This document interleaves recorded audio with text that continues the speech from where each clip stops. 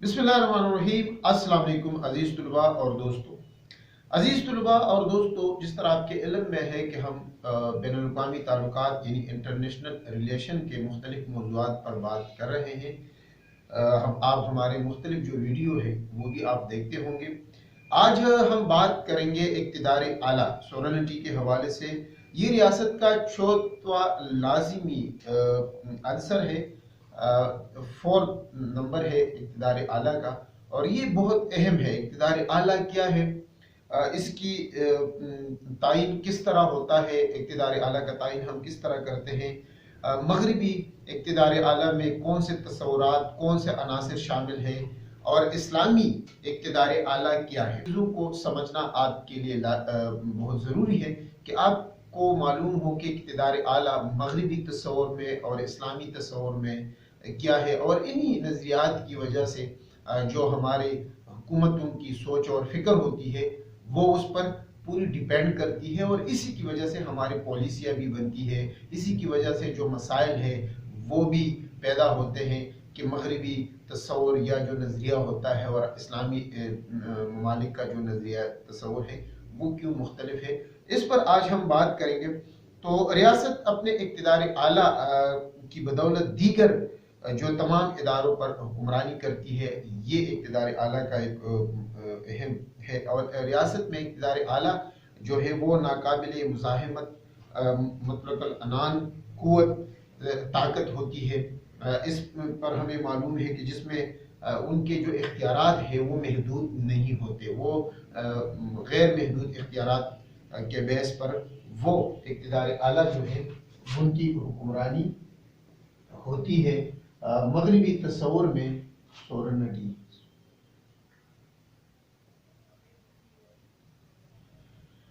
मगरिबी तस्वुर में इक़्तिदार आला जो है उसमें और इस्लामी इक़्तिदार आला में बहुत ज़्यादा फ़र्क है।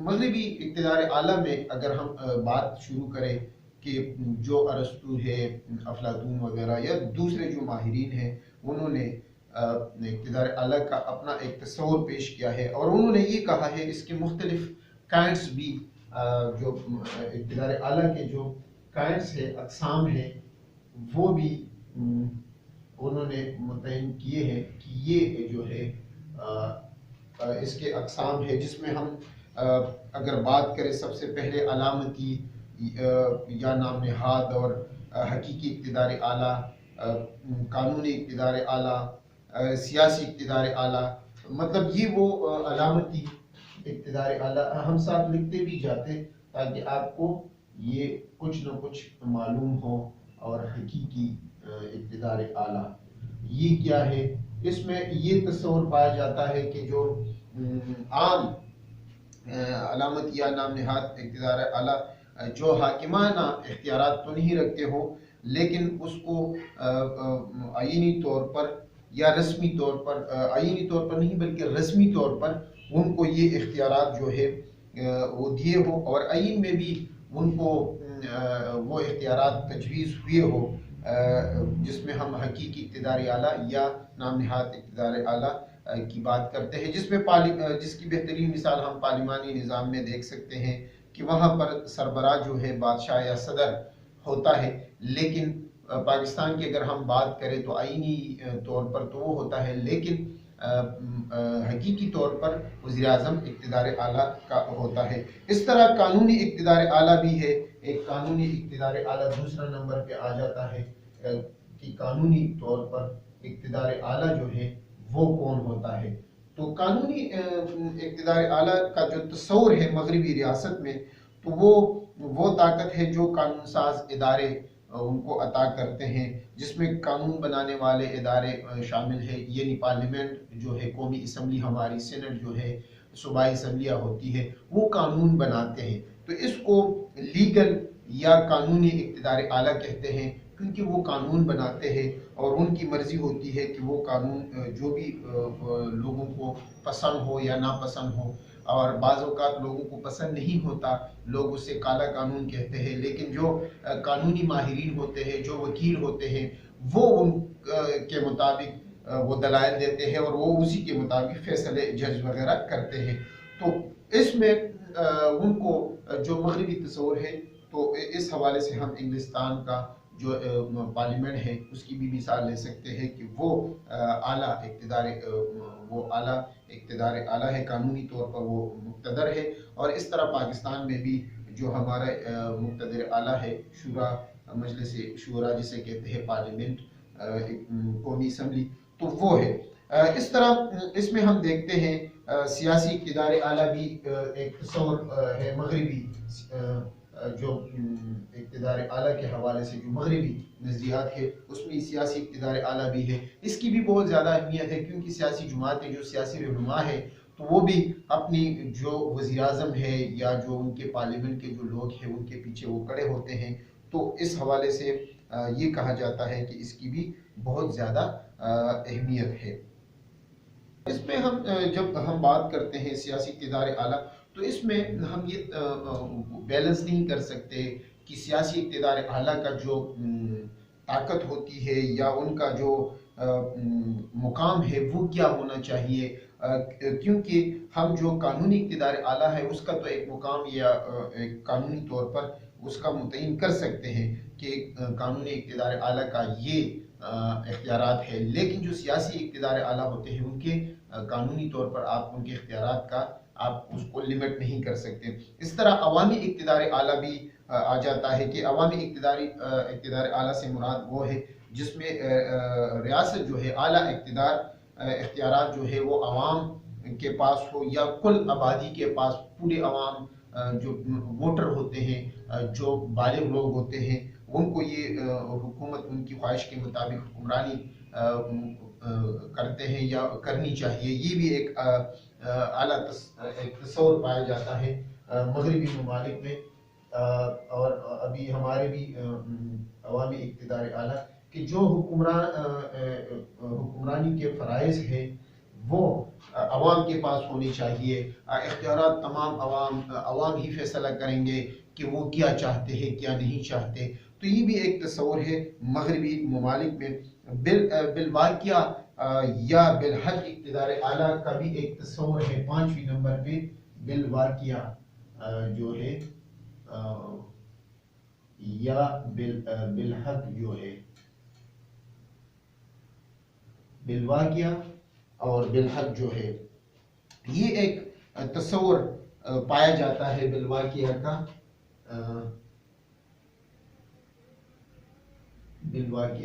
ٹھیک ہے.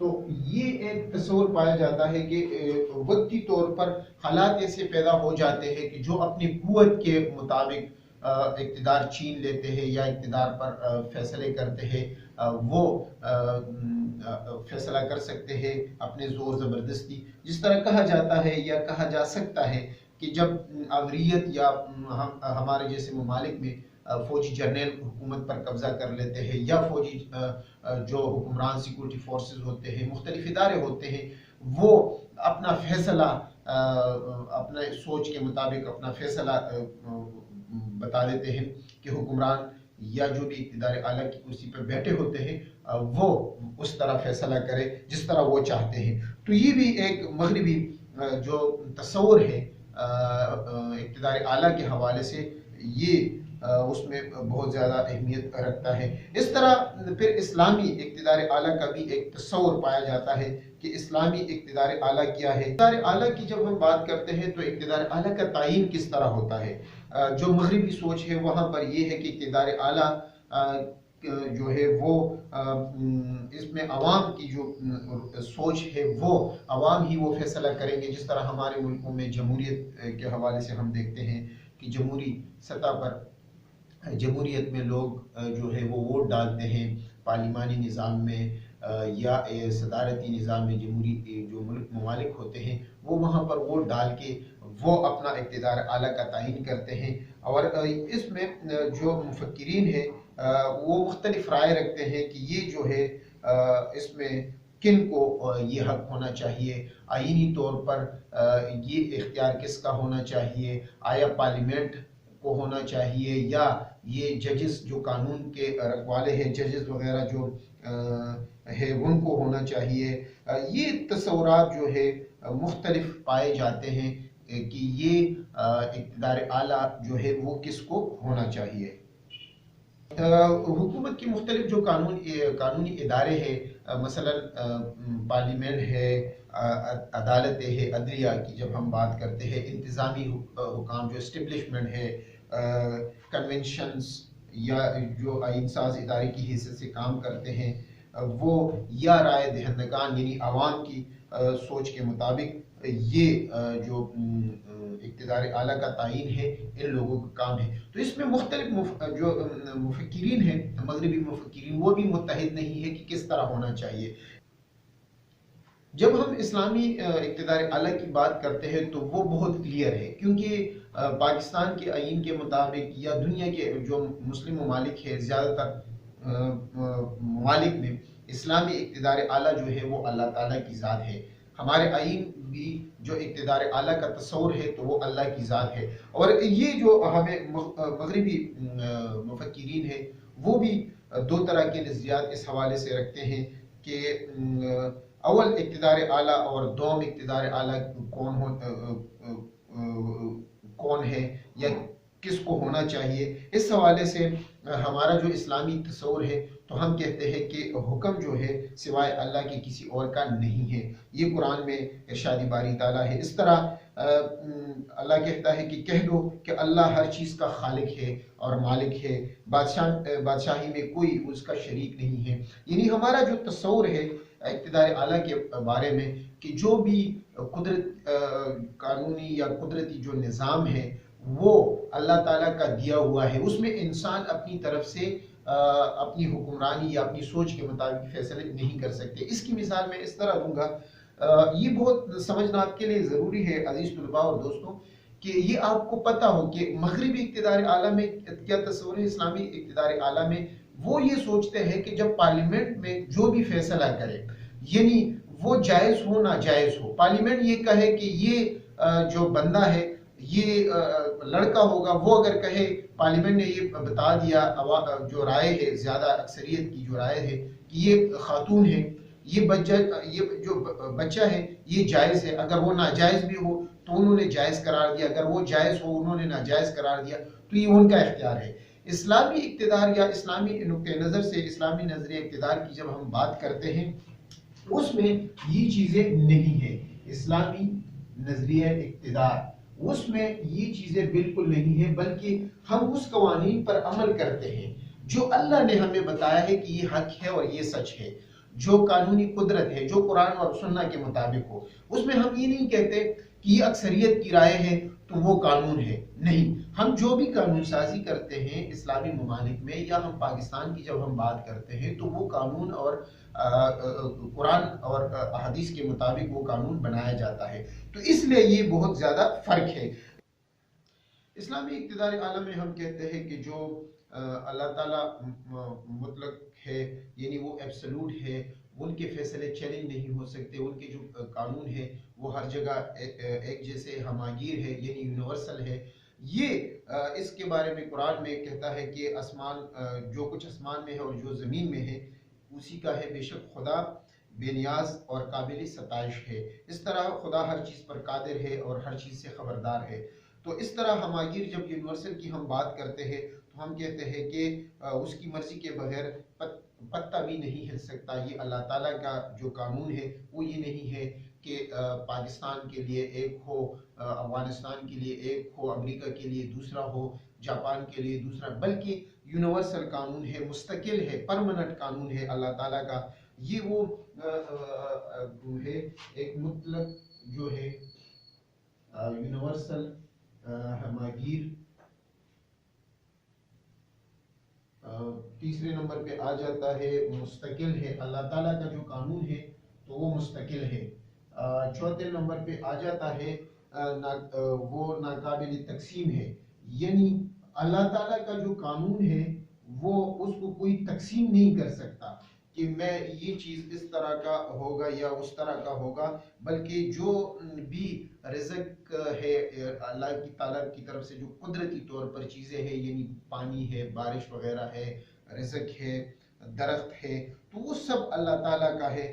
وہ جس طرح چاہتا ہے تقسیم کر سکتا ہے، جس طرح چاہتا ہے مٹا سکتا ہے۔ اور ہم نے یہ تاریخ میں دیکھا ہے کہ سمندر اب ریگستان بن چکے ہیں، ریگستان سمندر بن چکے ہیں، راستے جدا ہوئے ہیں۔ اس طرح اللہ تعالیٰ کا جو ہمارے ہاں اسلامی تصور ہے، تو ہم کہتے ہیں کہ اللہ تعالیٰ اقتدار اعلیٰ ہے۔ تو وہ کیوں کہتے ہیں؟ وہ ان وجوہات سے کہ ناقابل انتقال ہے، یعنی جو اللہ تعالیٰ کے اختیارات ہیں وہ کسی کو وہ منتقل نہیں کرتا، بلکہ وہ اللہ تعالیٰ خود اختیار رکھتا ہے۔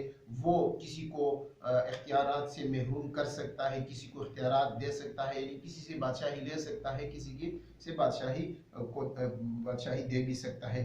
اللہ تعالیٰ کی جو اقتدار اعلیٰ ہے تو وہ وحدت پر مبنی ہے، یعنی یونٹی ہے، صفاتی لحاظ سے وہ وحدت ہے، اس کی ذات میں کوئی حصہ دار نہیں ہے۔ اس طرح فعال ہے، ایکٹیو ہے۔ اللہ تعالیٰ جب چاہے تو وہ اپنے نظام جو ہے اس کو چلانے کے لیے فیصلے کرتا ہے۔ اس طرح مختلف جو احادیث ہے اور جو قرآنی آیات ہے، اس کی مثال ہمیں ملتی ہے۔ جامعیت میں ہے کہ اللہ تعالیٰ کی جو ذات ہے وہ جامع ہے، وہ ہر شے کا احاطہ کرتی ہے۔ اللہ تعالیٰ اس حوالے سے ارشاد فرماتا ہے کہ ایک گروہ انسان اور جن، اگر تم آسمان اور زمین کے کناروں سے نکل جانے کی طاقت رکھتے ہو تو نکل جاؤ، مگر نکل نہیں سکتے جب تک سلطان خدا نہ چاہے۔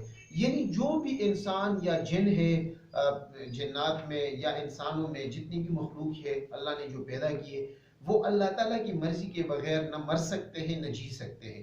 تو یہ ہمارا ایک تصور ہے اللہ تعالیٰ کی جو سورنٹی ہے، اور مغربی جو تصور ہے اس میں فرق کیا ہے۔ اس میں آپ کو بتا دیتا ہوں کہ اس میں جو بنیادی فرق ہے وہ واضح اور اعلیٰ ہے۔ جو مغربی مفکرین ہیں وہ اسلام سے تو انہوں نے کچھ چیزیں لی ہیں، لیکن وہ اللہ تعالیٰ کو اقتدار اعلیٰ نہیں سمجھتے، بلکہ وہ افراد یا جو فرد ہوتے ہیں ان کا مالک وہ سمجھتے ہیں کہ وہ مالک ہے، اور ہم تو اللہ کو مالک سمجھتے ہیں، اور وہ کہتے ہیں کہ افراد یا ادارے جو ہے قانونی طور پر وہ ہو سکتے ہیں، جمہوری طور پر عوام ہی منتخب کرتے ہیں۔ تو ان کا یہ تصور ہے، اور ہمارے ہاں جو ہے یہ تصور نہیں ہے، بلکہ ہم کہتے ہیں کہ اقتدار اعلیٰ جو ہے وہ اللہ تعالیٰ کی ذات ہے، کوئی فرد جو ہے وہ اس حوالے سے وہ نہیں ہے۔ اقتدار اعلیٰ محسوس فرد یا جماعت نہیں ہو سکتا، بلکہ صرف اللہ تعالیٰ کی ذات اور اصل مالک وہ ہے۔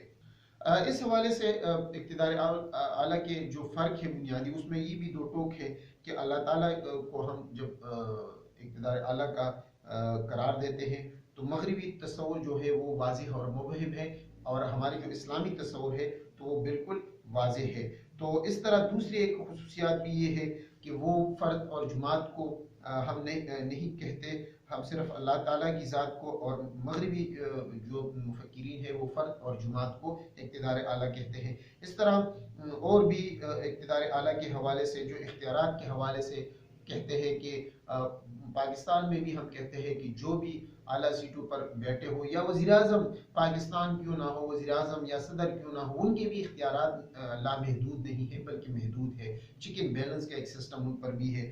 وہ یہ نہیں کہہ سکتے کہ اپنی سوچ کے مطابق، اپنے خیال کے مطابق، اپنے ذہن کے مطابق وہ آج بھی فیصلے نہیں کر سکتے، بلکہ جو آئین قانون ہے اس کے مطابق فیصلے کرتے ہیں۔ اس طرح مغربی جو تصور ہے وہ ہے، لیکن ہمارا اسلامی تصور میں جو ہے یہی ہے، اور ان کے ہاں وہ یہ کہتے ہیں کہ جو بھی وزیر اعظم یا صدر ہے وہ فیصلے کر سکتے ہیں۔ اس طرح جو مغربی تصور کے مطابق اکثریت کا ہر فیصلہ درست اور جائز تصور کیا جاتا ہے، اسلامی تصور کے مطابق وہی فیصلہ درست ہوگا جو قرآن و سنت کے عین مطابق ہو۔ قرآن و سنت کے منافی فیصلہ خواہ کتنی ہی باری اکثریت سے کیوں نہ ہو، وہ ناجائز، غلط اور ناقابل قبول ہے۔